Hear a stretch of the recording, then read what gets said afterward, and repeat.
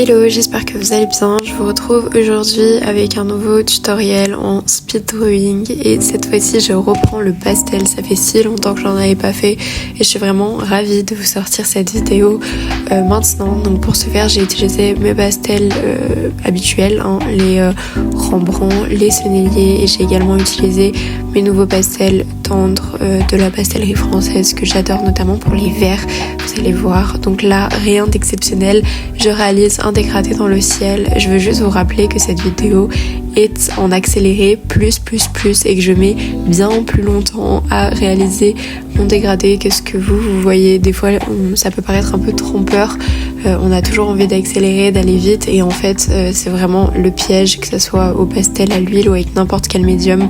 Prenez votre temps, et là on ne le voit pas forcément mais je prends vraiment le temps de poser les lumières avant d'estomper. Pour le pastel sec, surtout pour le pastel sec, et je le reprécise pas à chaque fois mais il est vraiment nécessaire, voire presque obligatoire, c'est vraiment l'étape obligée pour moi, de scotcher ma feuille sur mon plan de travail. Donc là c'est une table que j'incline qui fait office d'un mini chevalet. Je préfère travailler là-dessus que sur un chevalet pour le pastel, tout simplement parce que je trouve que cette table du coup est plus solide et plus pratique, et je peux vraiment m'appuyer dessus, elle ne bougera pas quand je travaille, donc c'est vraiment l'avantage. Ensuite vous pouvez voir que je fais quelques retouches dans mon ciel, mais je commence à faire le même travail au niveau de la verdure.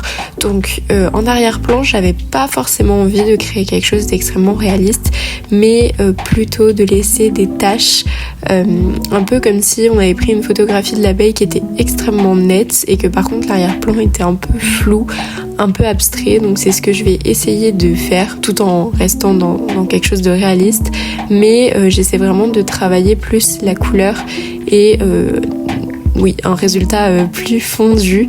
Et ensuite je vais venir rajouter quelques fleurs, mais vous verrez que l'arrière-plan est assez flou comparé à l'abeille qui va devenir assez nette. Pour le travail un peu plus minutieux, que ce soit pour l'abeille ou pour les fleurs, j'ai également utilisé des crayons pastel secs. Donc j'ai commencé avec mes bâtonnets de pastel pour déposer les couleurs, et parce que je trouve qu'on n'a pas une aussi bonne intensité avec des crayons pastel secs que ce que je l'ai avec des vrais bâtons de poudre en fait. Mais ensuite pour les petits détails il est vraiment nécessaire de venir travailler avec les crayons pastel secs, et ça je suis vraiment en train de l'apprendre et de le comprendre au fur et à mesure de ma pratique. Tout simplement c'est quelque chose que j'avais pas du tout l'habitude au début, puis on peut tout à fait démarrer le pastel sec sans utiliser de crayon, mais maintenant au plus je me rapproche de portraits, de paysages un peu réalistes, au plus j'ai envie d'aller dans des détails et de la profondeur, et au plus je vois l'importance des crayons. Donc voilà.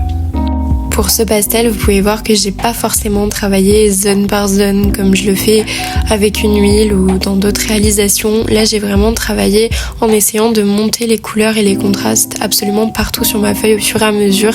C'était plus simple de procéder comme ça pour cette réalisation. Il faut aussi noter que le format de ce pastel est un format A5, donc c'est un petit format. Donc c'était bien plus simple de procéder comme ça. Je sais pas si j'aurais procédé de la même manière avec une feuille beaucoup plus grande, mais voilà.